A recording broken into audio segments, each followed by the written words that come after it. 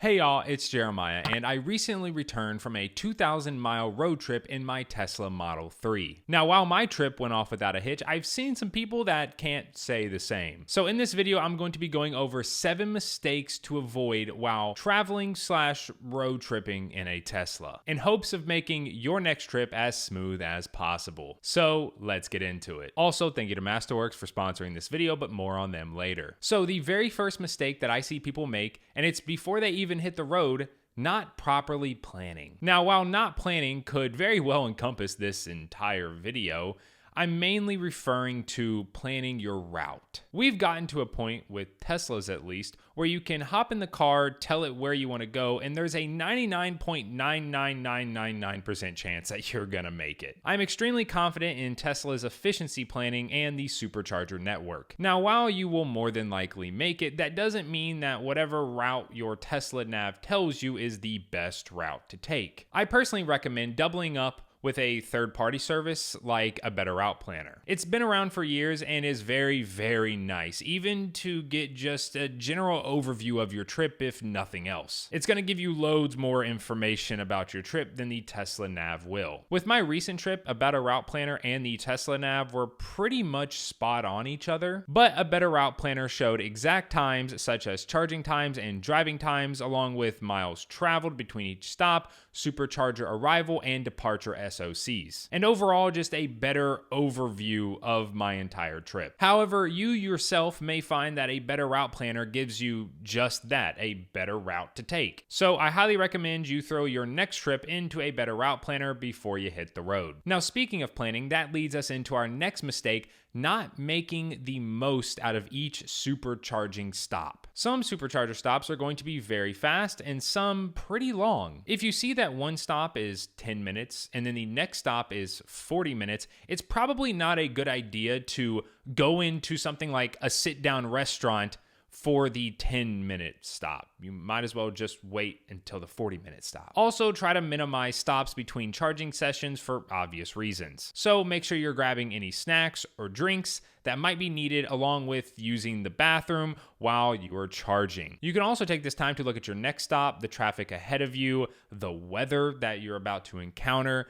and just all the amenities around your next stop. Most of the stops on my trip were very fast, around 20 minutes. Just enough time for us to plug in, use the bathroom, and get maybe a drink or a snack, while almost always getting back to the car with less than 5 minutes remaining until we could continue our trip. Now, the next mistake you're going to want to avoid is overcharging. It's a waste of time and sometimes money, especially if you're being billed via the minute and not the kilowatt hour. I have preached this in the past, but the Tesla nav, along with third-party services like a Better Route Planner, are trying to get you to each supercharging stop with 10% or less battery. You charge much faster at the lower end of your battery versus the top end of your battery. So when your Tesla nav tells you it's time to leave, don't sit there charging up another 10 to 20%. This can throw off your whole trip, like changing your next supercharging stop while you're already on the way to that stop. In some cases, you might be able to stretch further to another supercharger, but if you can't, then that means that that stop you were going to make anyway might take even longer thanks to charging curves. I was personally unplugging once my arrival SOC for my next stop was around 10%. I actually only ever saw the continue trip option pop up once. I was always unplugging a little bit before that. And like I said, you don't want to waste money overcharging, especially traveling through some places like New England. You may have to consider higher prices than you're used to. Seems to be a problem in all areas of life, isn't it? Energy prices, food prices, new car prices, all through the roof. Even if you're making 6 figures, half of those Americans still report living paycheck to paycheck. It's why millions of wealthy Americans are now generating income with appreciating assets. Something we can actually do ourselves with practically no legwork, thanks to Masterworks' art investing platform. Masterworks has sold over $45 million in art, with the proceeds going to their investors. And that's not a one-off. Every Masterworks exit to date has returned a profit. In fact, they've sold another 2 offerings in just the last few weeks, even as economic turmoil continues. With over 700,000 users, Masterworks offerings have sold out in in minutes. They even had to make a waitlist for new users. But you get special access to skip it, so click the link down in the description right now. Now, on the topic of overcharging and supercharging, the next mistake, not knowing the differences between V2 superchargers and V3 superchargers. You can easily tell what kind of supercharger you are at or headed to by just clicking on it, the red little lightning bolt.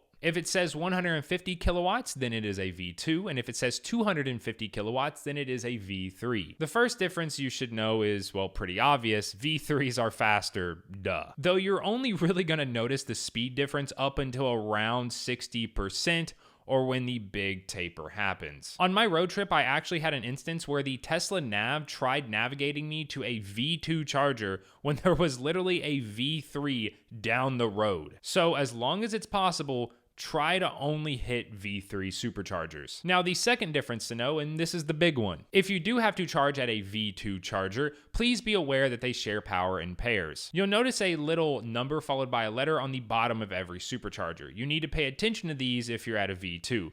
1A, 1B, that's a pair, 2A, 2B, that's a pair, so on and so forth. If 1A is occupied and you pull into 1B, both you and the other person are going to be hard split down the middle at 72.5 kilowatts. Neither of you will pull the full 150. The appropriate etiquette is to never charge next to someone at a V2 if there are other open pairs. Only when there are no open pairs is it appropriate to charge next to someone. V3s, however, don't have this limitation, just charge wherever. Moving on to the fourth mistake, not planning your charging where you are staying. I highly recommend only staying at hotels, Airbnbs, or resorts that have some form of charging available. This enables you to wake up with a full charge, saving you time and money. Most places will tell you beforehand if they have electric vehicle charging. However, if you can't seem to find it, you can always just call them and ask. If they do and you're worried about the chargers potentially being iced when you arrive, you can just request or ask them nicely to put a cone up. I've even heard of some hotels that have their employees park in the electric vehicle charging spots,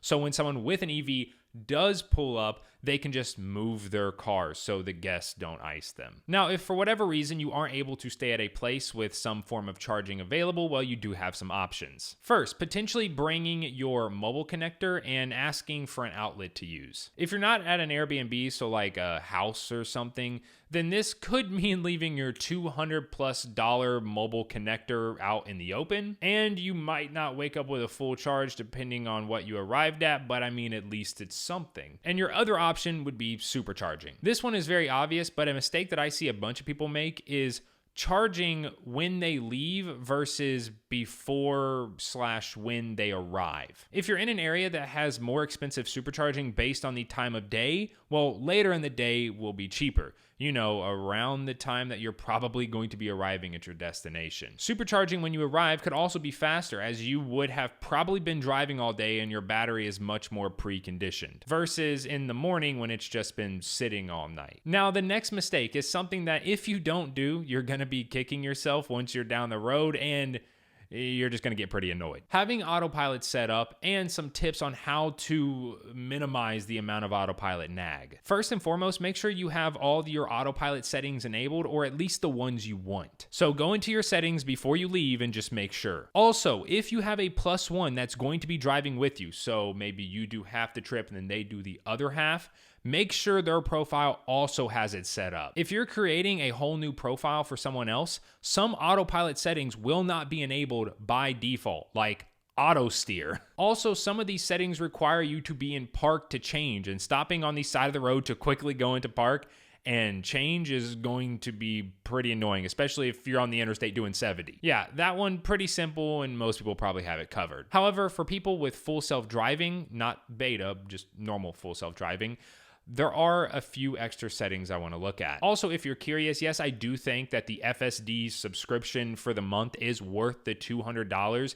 if you're doing at least 1,000 miles of interstate driving. I purchased it for my trip, and it made doing 900 miles in a single day on like 4 hours of sleep a complete breeze. So the first setting is your auto lane change. Set it to Mad Max. FSD is very cautious to the point where it's annoying. Even on Mad Max, if a car saw that I had my turn signal on trying to get over and it gave me a car's length worth of room to get over, The car just wouldn't do it. Like the FSD, it just wouldn't do it. It would just keep waiting. There were also quite a few times where I and the vehicle behind me would go to change lanes at the same time, and the car would freak out and jerk me back over. Mad Max, while it's not perfect, definitely feels the most natural out of all the settings. The other settings are HOV lanes and tolls. I was going through downtown Atlanta, and the car wouldn't get me in the HOV lane even though I was allowed in it. Turns out it's because I had this setting turned off. The second I turned it on, the car saw the HOV lane, started slowly merging me over, and then got me into it. And for tolls, well, if you want the car to use them, then turn them on. These settings are kind of buried in the customize navigate on autopilot, so some people might not even know that they're there, or that their car can see an HOV lane and purposefully get in it, or can purposefully use a toll because it knows that it's there because it can see it, but they might have the setting turned off. Now for autopilot nag, well, what I found worked best was using an almost hook-like grip on the wheel and allowing my arm to just hang. I would alternate my fingers to prevent fatigue, but assuming your arm is long enough, you should be able to rest your elbow on the door. This eliminated pretty much all autopilot nag for me. I used to rest my hand on the wheel in the 7 o'clock position, but I found the hook grip to just be much more reliable. Now for people that really know autopilot, then you probably have your foot hovering over the accelerator versus the brake,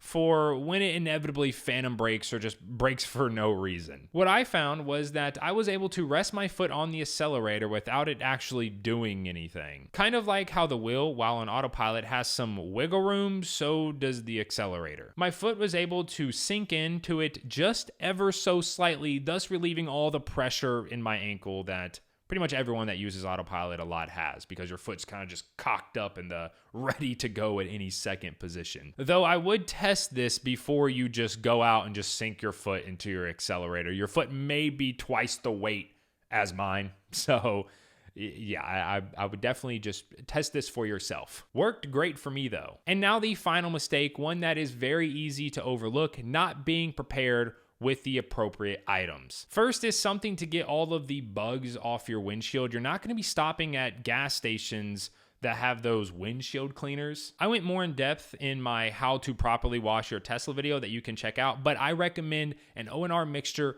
with a microfiber towel. It's super simple. It's 2 things. Spray it on your windshield, let it sit for a minute or 2, and then just wipe. Put like a quarter capful in a 20-ounce spray bottle and then toss it in the trunk in one of the side cubby pockets. Very handy, especially if you're traveling at night during the summer months. Second is going to be a spare tire, or at the very least a tire inflator. I've heard of a special spare tire made specifically for Teslas. However, I have no experience with them and I cannot speak for them, but I do carry a tire inflator. I really like mine because I can pump up all of my tires by like 5+ PSI and it barely loses any battery. Also, it doubles as a flashlight and a battery bank. I'll have it linked down below. And finally, this might sound a little weird if you've never heard it before: baby wipes for the seats, the steering wheel, the armrest, or anything vegan leather or vinyl that's in the car. If you don't know, Tesla recommends just soap and water for seat cleaning, or vegan vinyl leather. And that's essentially what fragrance-free baby wipes are. Just much more convenient. If you're traveling in your Tesla, you're probably going to have some snacks, drinks, or maybe kids just being kids. So having something to wipe up a mess on your seats at a moment's notice can be very handy. You can find these at your local store, but I know some people have a hard time finding the fragrance-free ones. And if you don't want to bother sifting through the infant aisle, I'll have the exact ones you need linked below. But those are 7 mistakes to avoid while on the road with your Tesla. If you have any other mistakes that you've personally encountered, drop a comment down below for others to see. If you enjoy road trip style videos, then be sure to check out my full 2,000-mile road trip here on the channel. Drop a like if you enjoyed the video, as it really helps out the channel, and feel free to subscribe while you're down there if you want to see more Tesla related content. And I will catch you all in the next one. Peace.